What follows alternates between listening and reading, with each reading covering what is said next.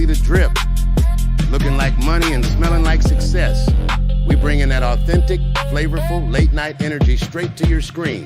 Don't play with it. Laissez les bon temps rouler. Here's V-Styles. Welcome, y'all.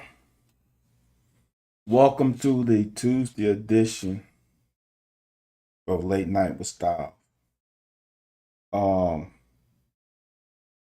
gonna start this way. Yup, I'm about to say something that don't come at me with it. Don't attack me.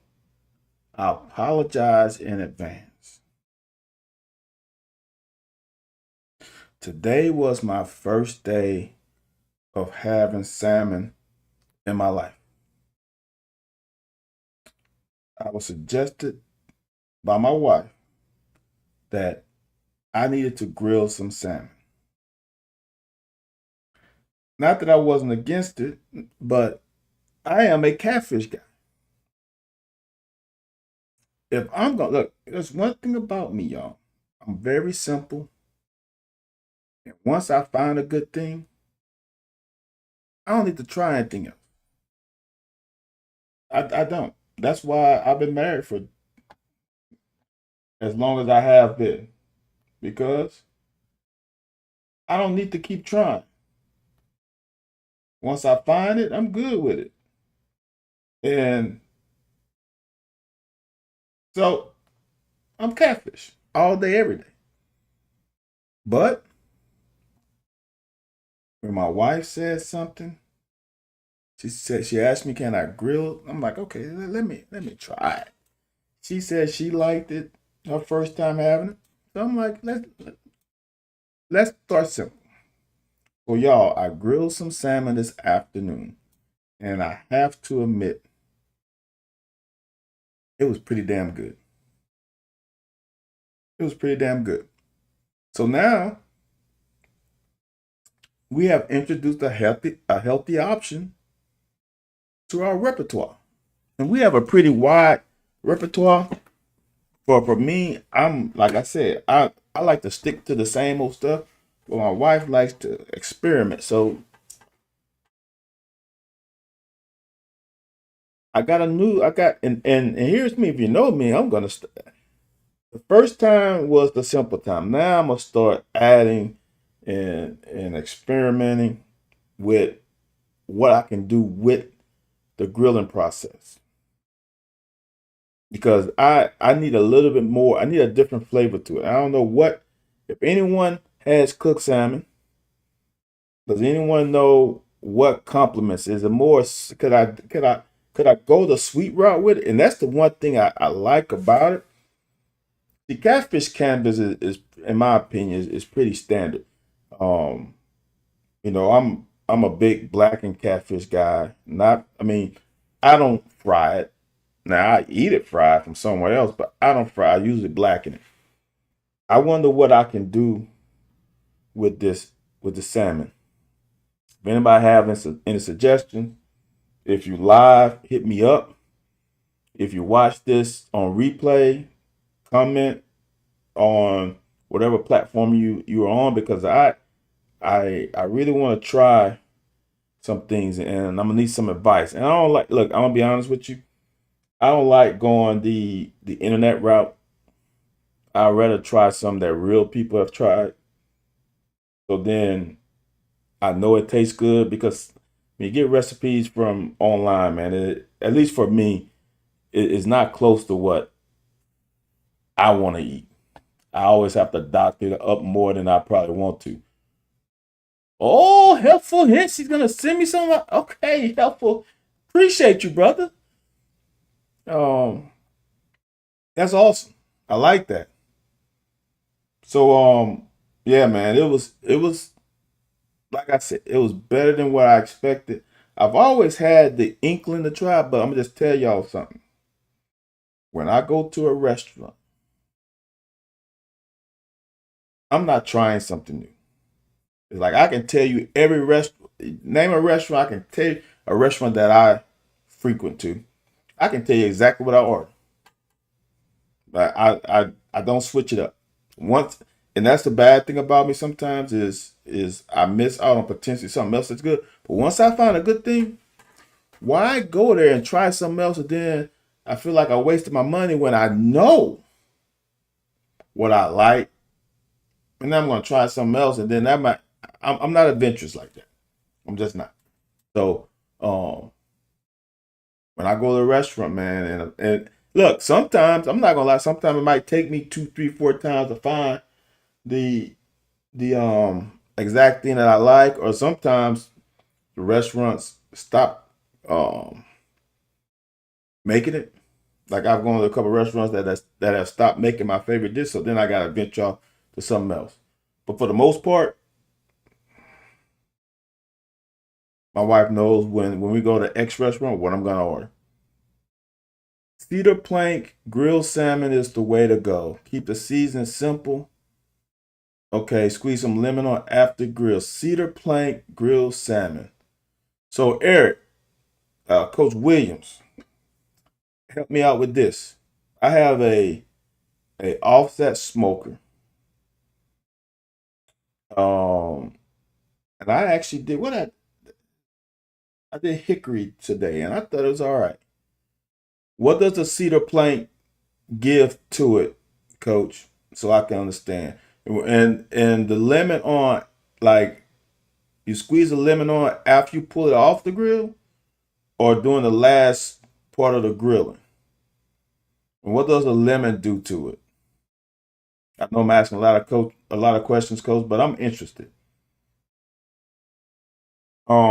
As I'm sure everyone knows today, um, Dolly Parton passed away. I guess this morning or last night. Man, yeah, I must say this.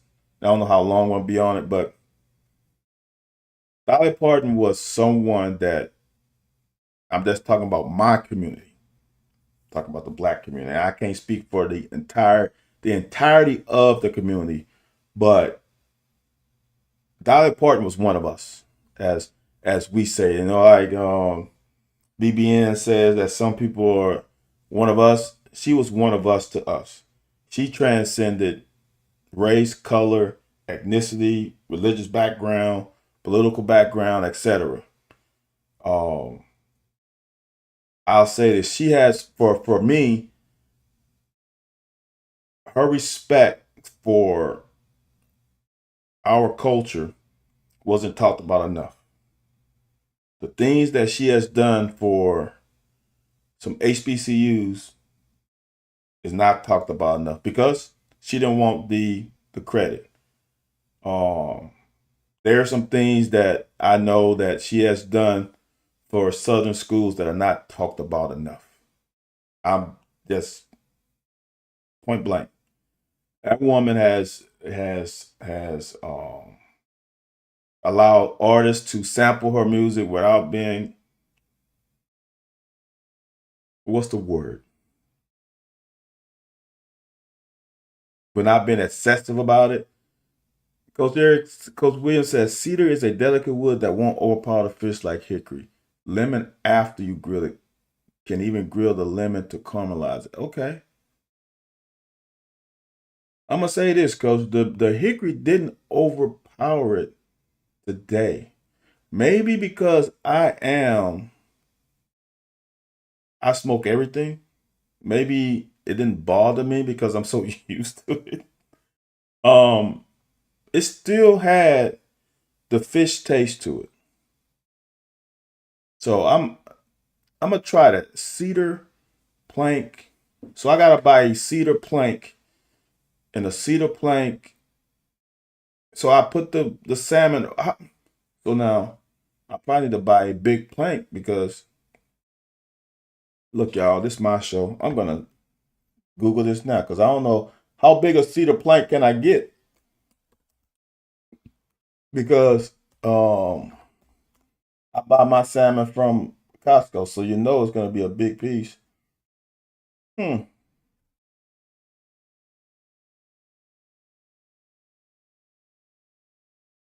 Let's see.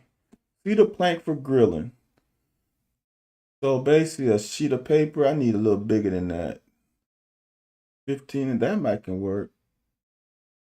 Okay. Okay, thank you, coach. I'm gonna have to try that. Huh. Interesting. A 12 pack. I can buy a 12 pack from Amazon for $17. Hey, I see it. Huh. So now here's the thing, Eric.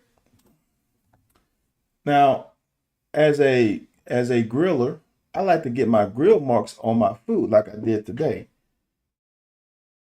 So I didn't have a like it stayed perfect for me. I'm gonna think about it. No, coach, you can't soak the wood, man. That I'm see. You don't soak the wood. Mm-mm. That's just my opinion. um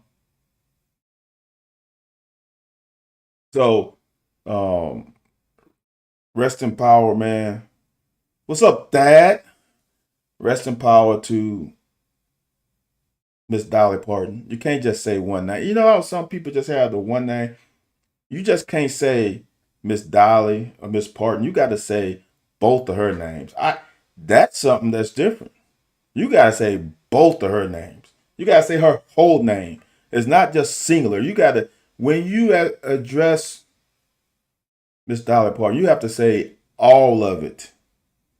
Um, like I said, man, her impact on my community is understated. Her respect and um I'll just say, like I said, she's well thought of for someone whom you probably wouldn't think would be, but she is no doubt one of us. And I appreciate, like I said, I appreciate some of the things that she's done behind the scenes that, like, probably I'll say this: mainstream media doesn't know about. But if you're in the know, you know about it. Or if you're in the know of people who know, you know about it. And there's no, for me, I know about it, and there's no questioning if it's true or not because I know for a fact it's true. Um, so condolences to her family. They did a great little video about it, about her passing. So I guess it was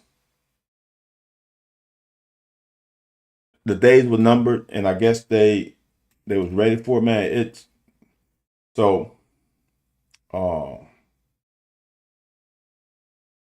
her 80 years on this earth, man, was impactful, and I know um a lot of people are feeling for it, but man, there's nothing but happiness that you should have for someone who has made such an impact across the board. And like I said, across the board, that I don't think there's any. I don't think you know how football brings everybody together. Dolly Parton brought everybody together tonight or today for sure. I haven't seen anything negative about Dolly Parton at all. It's all been about good memories, good stories, etc. Unbelievable life. Um, I don't want to say gone too soon, but um, her loss will be felt. Appreciate that, Thad. Um, the YouTube handle that is Overtime with Larry and Van. That's the that I'm a give. Can I reply? Yeah, I can add a comment. That I'm a give you. I'm going to put it on that for you.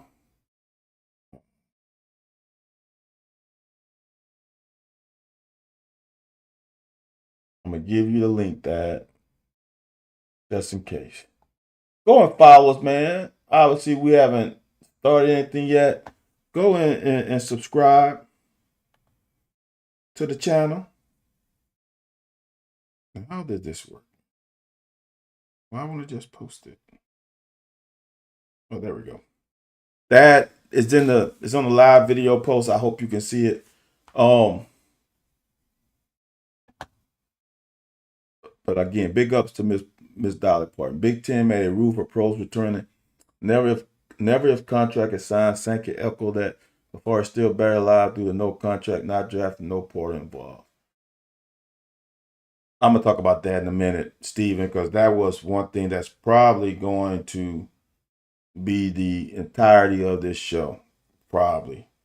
I got a lot to say about it. What player should get inducted in the Kentucky Hall of Fame? Nino Brown asked what player should get inducted to the Kentucky Hall of Fame next. If you watch The Locker Wednesdays, 9 p.m. Eastern Standard Time, Anthony White needs to be in the Hall of Fame. Period. This is the thing that bothers me sometimes about the Hall of Fame. It's the Kentucky Hall of Fame. It's the University of Kentucky Hall of Fame. So everything that happened after you leave Kentucky should not factor in to you getting into the Hall of Fame. Everything you did while you in Lexington on campus should be the reason why you are in the Hall of Fame. And A. White, when he left here, I'm pretty sure he's top 5 in rushing and top 5 in receiving when he left here. The only running back at that level, there's no one even close. The air raid was successful because of Anthony White and his ability to match up with linebackers and safeties. And he was almost unguardable. And the bad part about it is it's kind of like myself when people think I was an aggressive hitter. And people overlook the 8 picks. The same thing with Anthony. They see him as a receiving running back, but they forget about the amount of yards he had rushing as a running back. And sometimes the perception is not always reality. He was a really good running back. And Hal Mumme made him into a passing running back. But when his freshman year, you go back and look at the Louisville game 1996 when him and Tim Couch came in the game and almost got us back in it offensively, it was Anthony White running the ball. All right. So he needs to be in. No doubt about it. He needs to be in.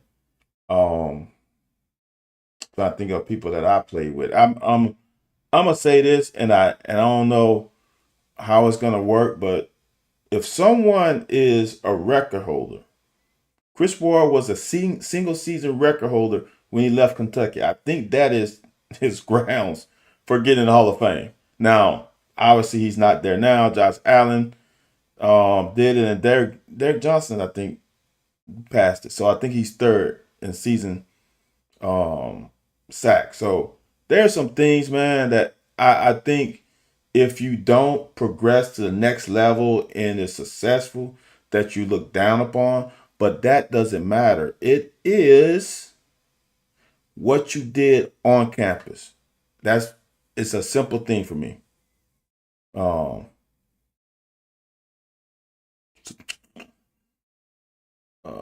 You only smoke salmon for 15 minutes. Jason, I think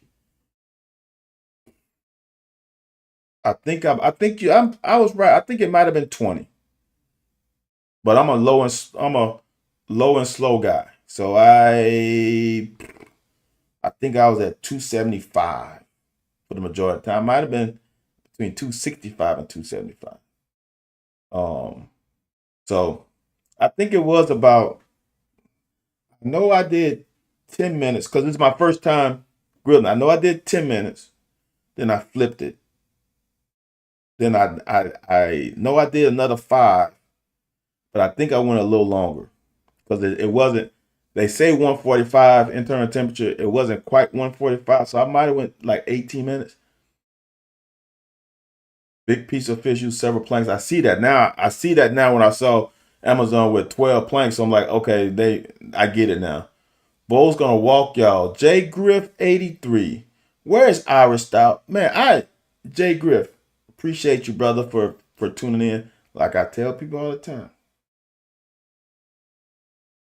I'm not one of those guys, Jay. I'm not a troll.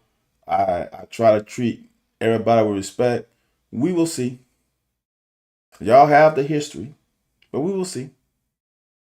Y'all still a freshman quarterback. We will see now. Y'all, we will play y'all late in the season. He will no longer be a freshman when we play, but still, we will see. Will McMill won. I played 93 to 90, I guess 6 if you want to say it, football season.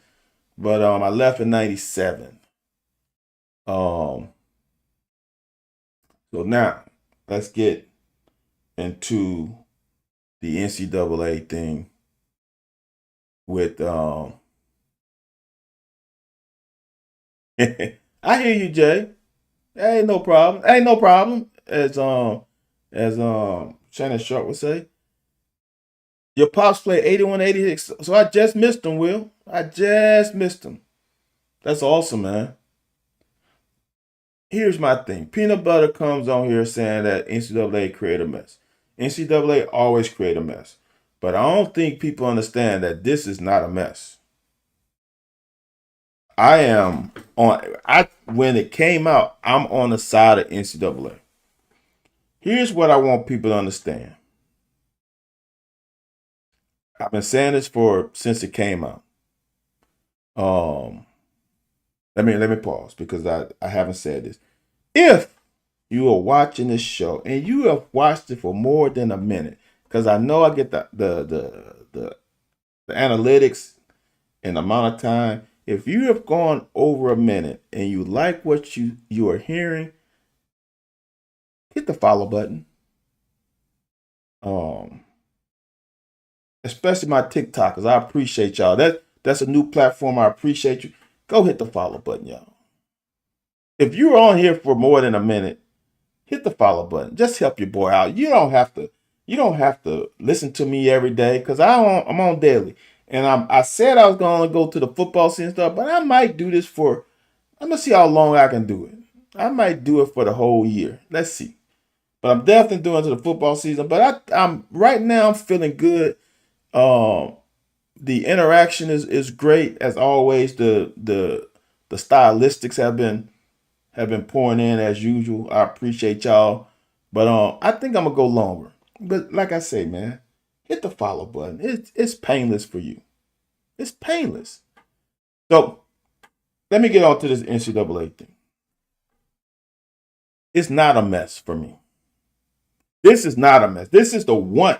This is the uno time that the NCAA did not make a mistake. In life, sometimes opportunities pass you by because you're on the wrong end of the stick. I was in high school and we played on, I'm gonna call it this, but it wasn't like a cafeteria type floor. It was better than that, but that's the best thing I can say. And the year I graduated, they installed a wood floor. I missed the great floor. I would have been dunking out the wood floor because the wood floor gives you a little more spring. All right. So that's the case. When I was in the NFL, I've said this recently. When I was a rookie, league minimum was $138,000, somewhere around there. The next CBA, which I think was a year and a half later, it went to 250 plus. So if I would have been redshirted, which I was supposed to get redshirted, I would have made $250,000 my first year in the league. Doesn't seem like a lot, but it was a lot. So sometimes you are on the wrong end of certain things. Sometimes you're on the good end. The 2022 class was right in the smack middle of NIL. How about the class before you that missed NIL? Should they complain about like certain things just happen in life that you are on the wrong side? So here's the deal, man. And I don't know if people really are taking this into consideration. The basketball portal, spring football portal, NFL draft were all in April. They should have just made it. Look, shoulda, coulda, woulda. But here's the deal. And I'm going to just say this. I think they made the decision at the right time. I think they actually made the decision too early. Here's the deal, man. If you had eligibility remaining, you would still be playing this year. So the guys who were redshirted, medical redshirted, or whatever, if you were eligible and you still met the age requirement, you were grandfathered in. So let's just say I'm not. Oh, let's just say for me, I'm a good example. I came to Kentucky at 17. If I would have been redshirt as 18, I would have graduated. I would have finished at. I would have made 22 during the season. I guess I said I could have been. I would have been able to play this year because of the age. I was fine because it's 19. So I wouldn't have even made the 19 even with my red shirt. I was 18. So if I would have started in 2022 and was redshirted, I would be able to play this year. So that would have been me playing 5-5 because I still had eligibility left and I didn't factor into the age end of the 5-5. All right.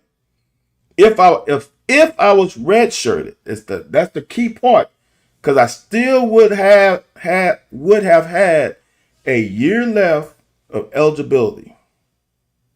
Okay. So now, let's say I didn't get redshirted and I played all 4 years. My eligibility is up. My eligibility is up. So therefore, I am entering the draft, or the draft is entering me anyway because I don't have any eligibility left. So I played 4 years of sports at my institution for me at Kentucky. So why do I have the right to play 5 when the rule wasn't 5 when I started? That's the whole thing. The rule wasn't 5 when I started. So how do I play 4 years under the current rule or under the old rule, and now they make a new? Now I want to get grandfathered into the new rule. No, that's not how. You don't have any eligibility left. It's your fault for being so good that you were able to play as a freshman. Because here's the thing, for me. Now, when I played back, man, I had to tell kids today at practice that I started high school in '88. They're like, wait, what? Dude, y'all didn't realize I was that old, I guess. So in my day, I would be a little more on the player side. And I've always been on the player side. I would have been on the player side more in this situation if it was in the past.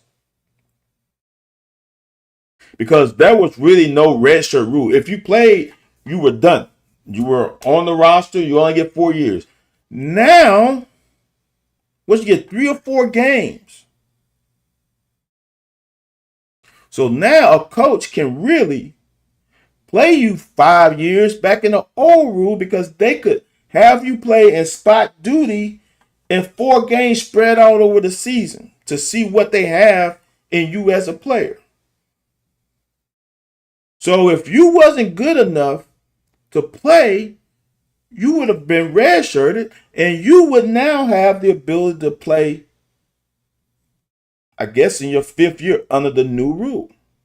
But no, you were talented enough to play as a freshman and get through the 4 games that deem you a redshirt. You went over the 4-game threshold. So, because of that, you played sports for 4 years.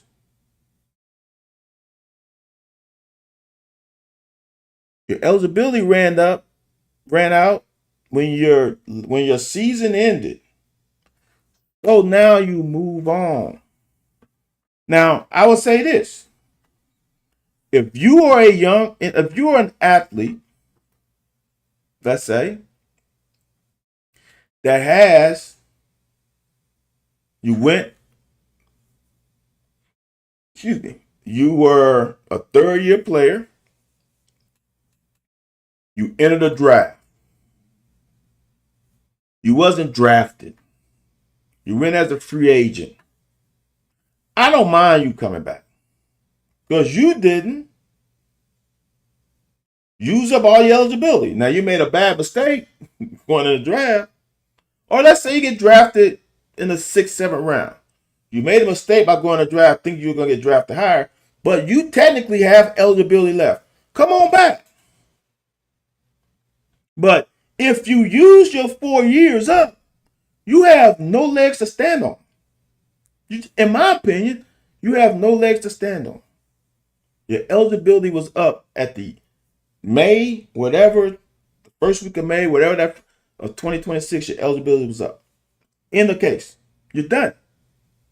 I agree. Sometimes life ain't fair. I'm just saying they knew this mess would happen, and it would have been easier to see. But you can't. Here's the thing. I'm sorry I didn't read Peanut Butter Rest. I'm just saying they knew this mess would happen, and it would have been easier to allow the 22 class since everyone before is over age limit. Here's how you can't do the 22 class. When they made the decision, we have roster limits. 85 in football, 15 in basketball. I should know the track. I think it's 42, 45 per gender in track. You have a roster limit, y'all.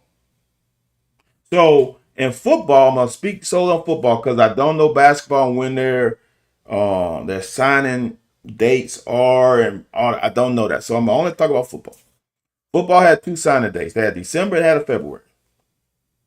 I, as a coaching staff, I see who's gone. I scoured the transfer portal. I know how many scholarship positions spots I have left. I'm gonna get to at football, y'all. You gotta get as close. You gotta get 85. Now you might hold 1 or 2 for maybe a late transfer, but you get to 85, right? So they got to 85 in February. This rule comes in June. Now explain to me, and I don't believe this, but I'm just say what athletic departments do. They're losing money. Because I don't think people truly understand. I don't know if you do, but it's 105 now. I don't know about that, John. Is it 105 now? Let me finish. Then I'm gonna find out it's 105. So if you're telling me now that I have to cut players to let someone in, whom do I cut? I just went because you are gonna probably cut the youngest one. I just went into this kid's family's living room, dining room, wherever you were, and said, I'm gonna take care of your kid. He signed to come to you. Why is it 105 now?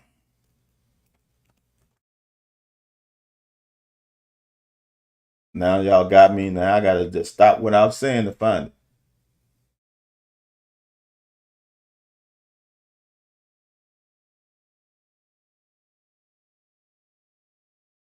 Okay. So it's 105. No, I think the SEC is still 85. It might be. Let me see.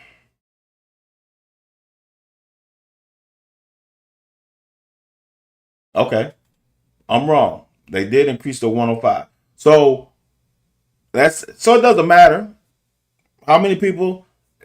I, correct me if I'm wrong. Does Kentucky have 105 guys on?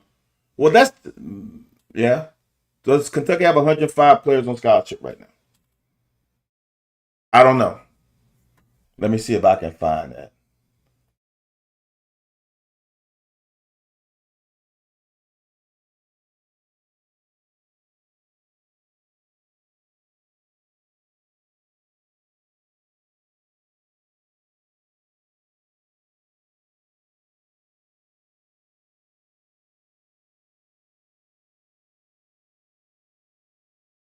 Nah, they don't tell me.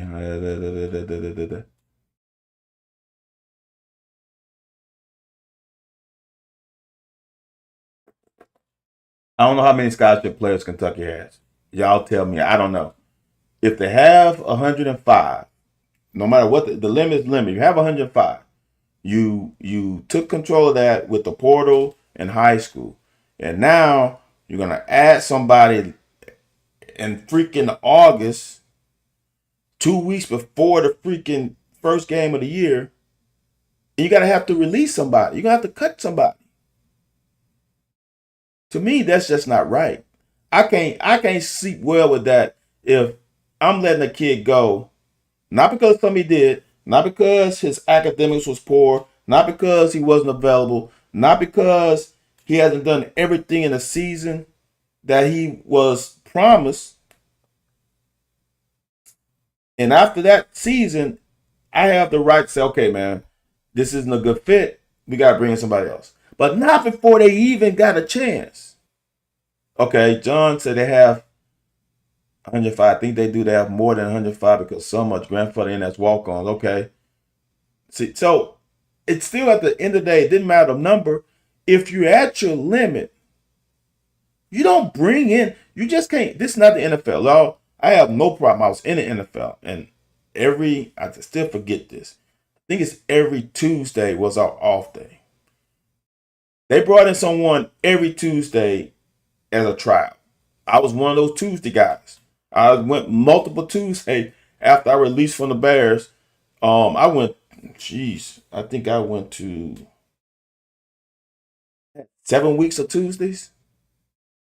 So I understand that. That's the NFL, though. That's your job. That's your life. I'm not going somewhere, and I know it sounds funny, but I'm going somewhere with the 90% of the guys understand that they need this degree. 90%. There is a small on every team that has a feeling or know they're going to the NFL. Those guys don't have to go to class, but you do have to go to class for a period of time. So I get it, but I'm just at the end of the day, this kid, performed enough. This athlete performed good enough to garner a scholarship from your institution. Not only, let's say football, not only were they good enough to garner that scholarship, they also participated in the summer and fall camp. And now at the 11th hour, there's a potential of that institution taking your scholarship away for you didn't do anything wrong. All that happened is this rule came, and now this coach wants to bring a guy back or bring somebody from the NFL or bring someone whom they coached last year who exhausted their 4 years of eligibility, but they want to try to get one more in.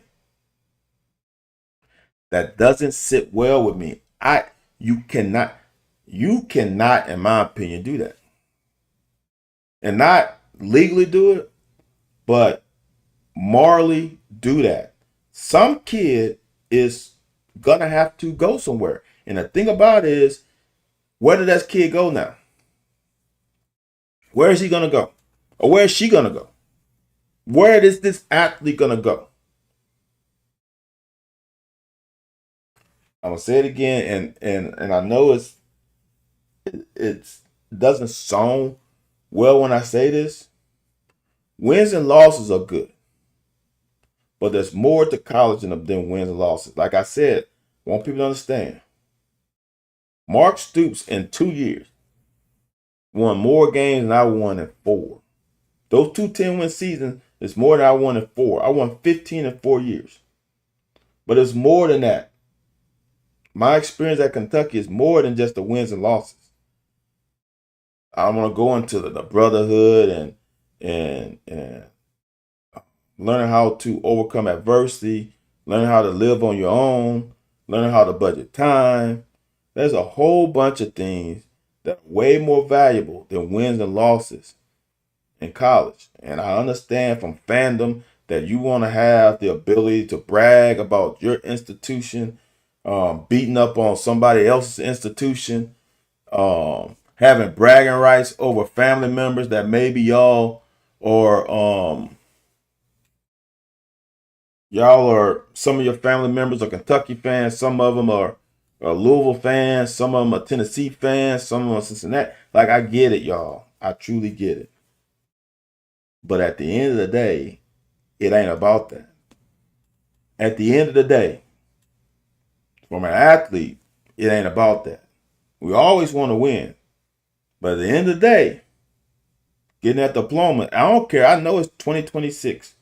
Getting that diploma means a lot, especially when you do it for free. If you're a non-athlete, you know how long it takes to pay off student debt. So I understand that wins and losses affect self-esteem for some fans. It affects some fans' pockets because of the betting. But I'm just saying, it's more than that. And to have a young man reach that level, reach the pinnacle, really. I'm going to say this. The NFL is cool, but the pinnacle is college. You get a scholarship, you earn that. Now, all the other guys are just elite guys get to the next level. But getting a scholarship doesn't mean you are the best player.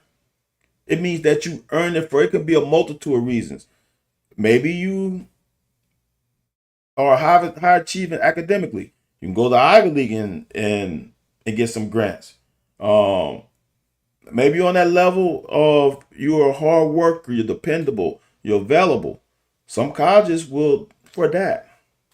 Like there are reasons why you earn a scholarship, and to have it taken away in 11th hour potentially doesn't sit well with me. And I know NCAA for the most part sucks, but I don't think in this one it does. I truly don't. If like I say this, if the NCAA went with if you was in 2022, and that's probably the messaging is wrong. Because it's not all 2022 players. It's not that if you was in the 2022 class that you are forsaken to ever play college football again. No. It's a 22 class who had exhausted their 4 years of eligibility only. If you didn't exhaust your 4 years of eligibility and you still have eligibility left, you can play this year out of the 2022 class.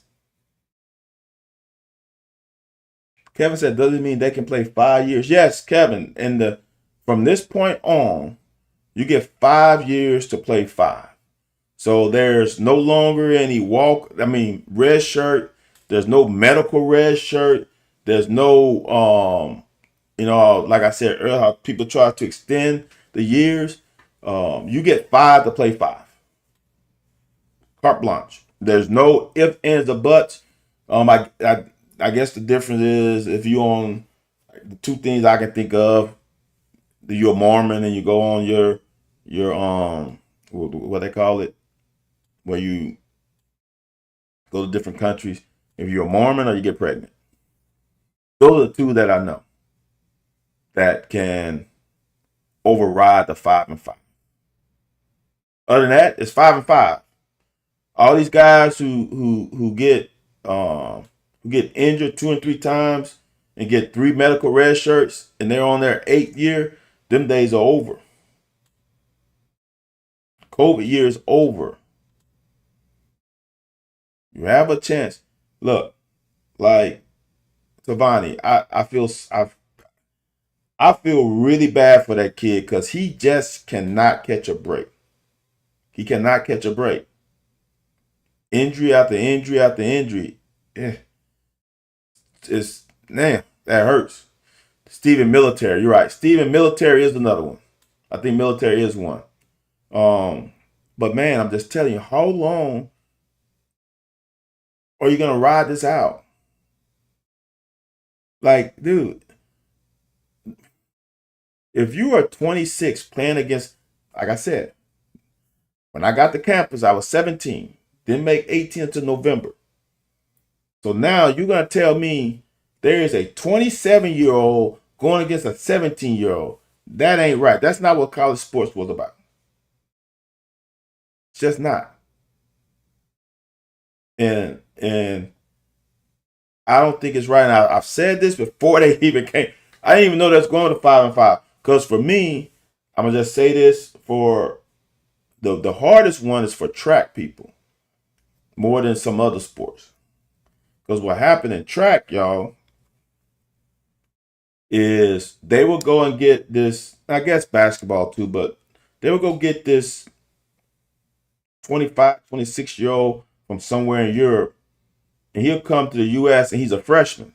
Like, dude, you a 26-year-old freshman? That to me wasn't right. When you get these American athletes who are elite and they are 18 years old, then 19 and 20, whatever, on and on. And then this 27-year-old comes from nowhere. I've waited my turn to get to be the top dog. And now this guy comes out of nowhere. Like, who are you? Now, it's something if you get one of the Europeans or wherever the non-Americans come in they're your age, fine. Because, here's the deal, because in track we have U20s, so I might have competed against you. In Europe, they have U23s. Now, I haven't played against, but we can see whom we're competing against with U20s. And now, just some guy that comes up, that's not right, man. I know there have been, like, I'm a jumper. I'm a long triple high jumper. There have been some triple jumpers that come out of nowhere jumping 50 plus feet. It's like, where you come from?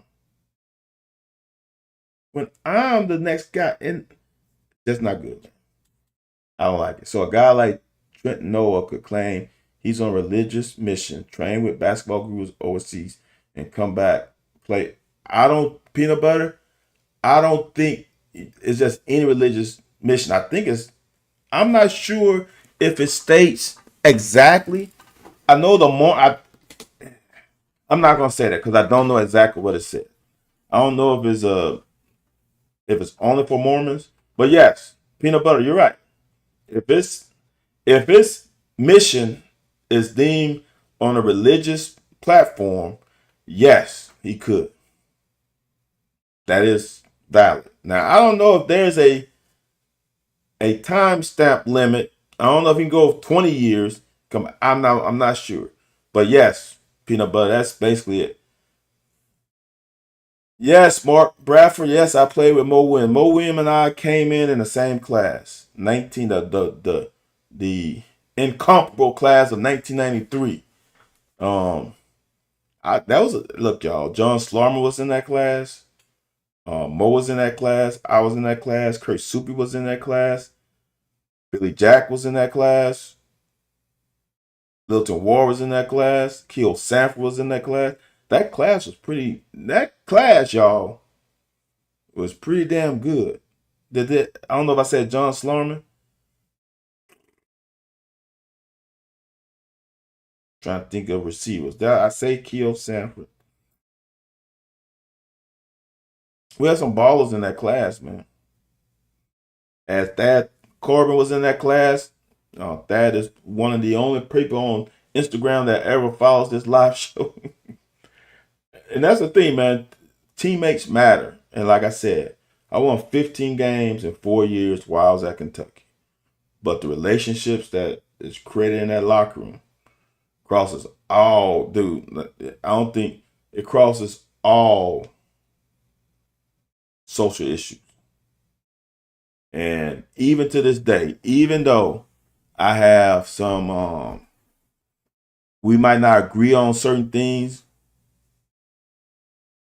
on social media, but at the end of the day, my respect for everyone is on another level because I have seen what we have all gone through physically and mentally playing football in college. I don't think people understand the impact that football has on your mind and your body. Could be a loophole for players that are a little undersized and unskilled to go on a mission just so their bodies can mature.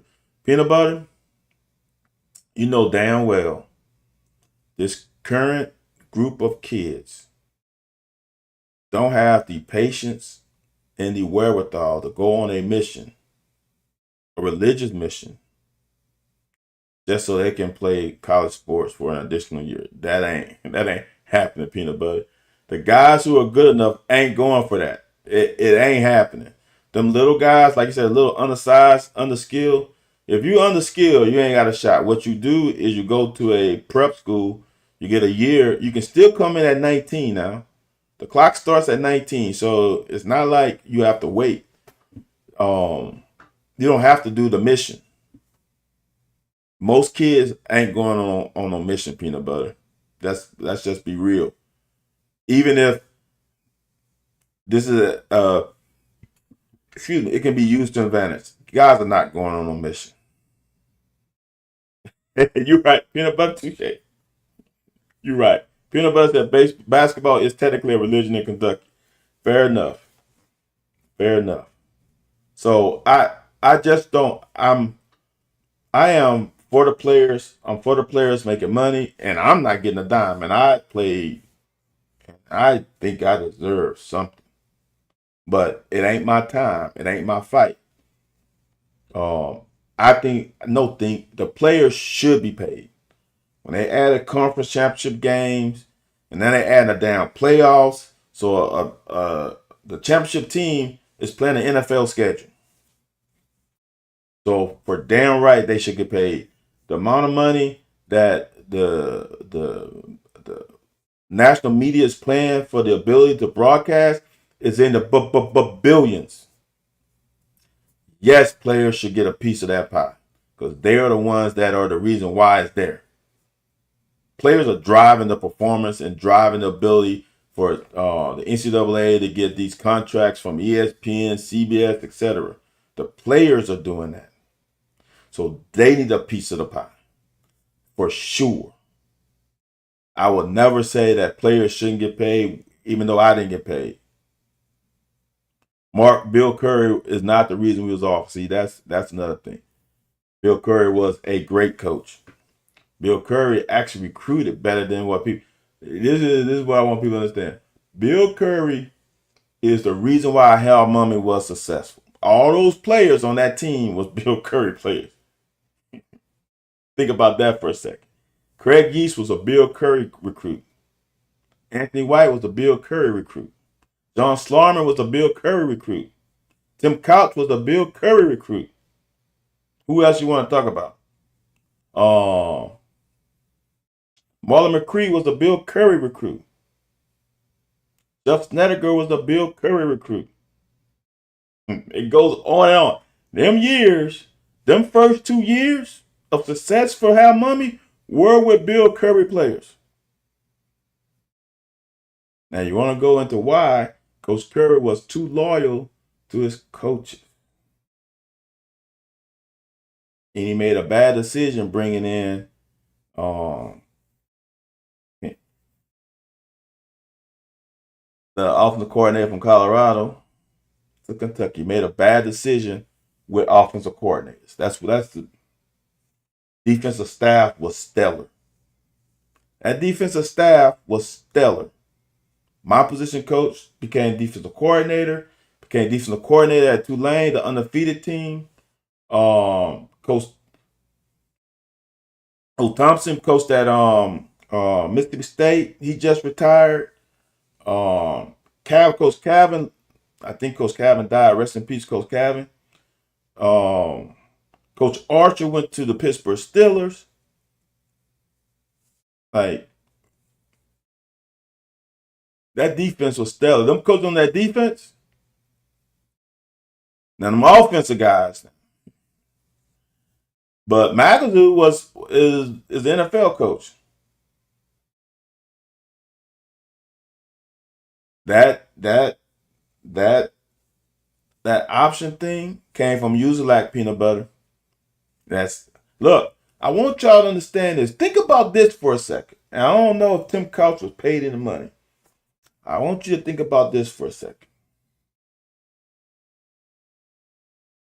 Tim Couch committed and signed to Kentucky, knowing what kind of offense we were running.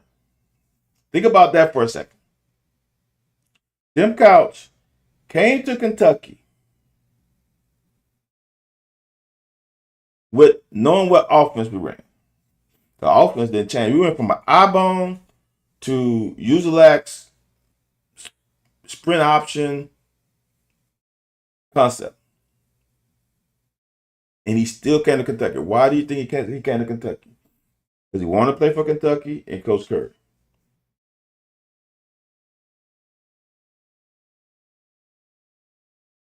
Coach Curry is that dude. Coach Curry got, I think, if I remember correctly, I know he had the last 3 Miss Kentucky football players come to Kentucky. Damon Hood, Billy Jack. It wasn't Pookie because Pookie. No, it was not Pookie. It was 3 in a row. It wasn't recruiting. Coach Curry came to Louisiana and picked up me. Well, Coach Archer was the reason why I came, so I can't say Coach Curry did. I'm just telling y'all, that man could flat out coach. That man was an unbelievable man. It's unfortunate that we didn't win enough games, but I'll say this. The 1-10 season, if Pookie Jones doesn't decide to play baseball, we're not 1-10. And if you look at my junior year, was probably one of the better teams that we had. We just could not, our offense just couldn't pull up enough points. That 95 team, as y'all say now, was a wagon. That team was tough. We just couldn't put points on the board. I'm gonna pull up the 95 season. Like even the 93 season, we should have won more than 6 games. Like we just couldn't pull it out. Indiana won, Auburn. Like we lost to Georgia 3-12. We lost to Vanderbilt 14-10. Lost to Mississippi State 32-40. That was the game where I got hurt. Shit. I don't remember what happened that game because I got a concussion. We lost to Louisville 10-13. Like, I'm gonna just tell y'all. So in that season where we won 4 games, right? It was 4-7. Louisville 10-13.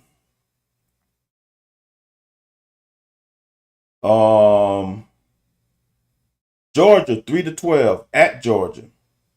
Vanderbilt 10-14.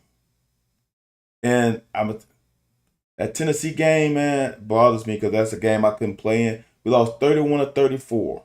That's 4 games. Let's say 3. Let's just give us 3. We 7-4. Give me the Louisville game 10-13. That game was crazy. Give me the Louisville game. Give me the Georgia game 3-12. We held Georgia to 12. And I think I remember that was a turnover that got Georgia 3 points in that. 3-12. Vanderbilt 10-14. You give me them 3 games. Dude, we lost by a grand total of 3, 9, 4. So 13 points. Come on, man. That team right there was a damn good team. We just could not put points. That bothers me, man. Because, like I said, I only won 15 games. But that 93 year, we should have won 8. If Pookie Jones, look, y'all, 93 year, we was a year too early by what I was told. 94 year is supposed to be our year. We had a huge senior class. That was supposed to be our year. We had certain things happen. And Pookie Jones, quarterback, we win more than 1 game. Then I just told you about the 95 season. JD, what's going on, JD? This is not Watching with Styles, man. You cannot come, JD, you cannot come on late. There's no monologue. There's no monologue, JD, on Late Night with Styles. We go right into it. So now you just missed the whole show, JD, because I'm getting off of here in a second. I'm over my time limit now. I'm at an hour. I'm over. Jeff, Know the Couch family well. Tim was headed to Tennessee, then changed his mind, was on the road to Lexington. Press conference for the Lord. I know a little bit about that. I know a little bit about that. Yeah. So, was it? Yeah, but I was in the class with Billy Jack. Mark. Yep. No, JD, you more than tardy, JD. You might as well should have just stayed at home. You came in the 8th hour. You only have 50 minutes left. You should just stay on. Oh, I know why, JD, because you have sports. You wanted to make it in your last class so you can practice on that day. I get it. I get it. I get it. All right, y'all. Even though JD journal, like I can't. Hey, I'm not extending this. It's an hour a night. I'm doing an hour daily. As I said before, I don't think y'all understand how hard it is to be on here for an hour solo dolo. I don't have anybody to ping anything off of. Solo dolo for an hour. Hate speech. Yo, I just got restricted for hate speech on TikTok. What did I say? That's crazy. All right, man. So it's that time.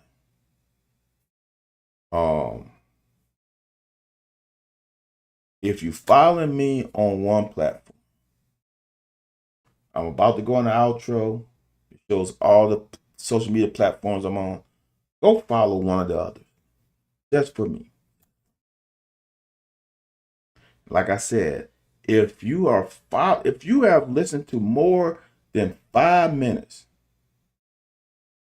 I got you, JD. You haven't found your stride yet. Oh, I appreciate that, JD. Follow me on another platform.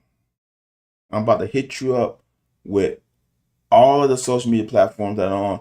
Just go follow one of them. If you're on TikTok, you know what? If you're on TikTok, go follow me on Twitter. If you're on Twitter, go follow me on YouTube. If you're on YouTube, go follow me on Instagram. If you're on Instagram, go follow me on Facebook. Whatever it is, y'all. I appreciate it. And there's a donation one too. There's a Cash App one there too. So if you wanna donate to the fund, donate to the funds. Jeff, you're as late too. All right, y'all. I'm out of here. I will see y'all tomorrow. Same time, same station. RIP to Miss Dolly Parton. And I'm out. Thanks for tuning in to Late Night with Styles. We appreciate you spending your late night hour with us. Make sure to hit that follow and subscribe button so you never miss an episode. Until next time, take care. We out.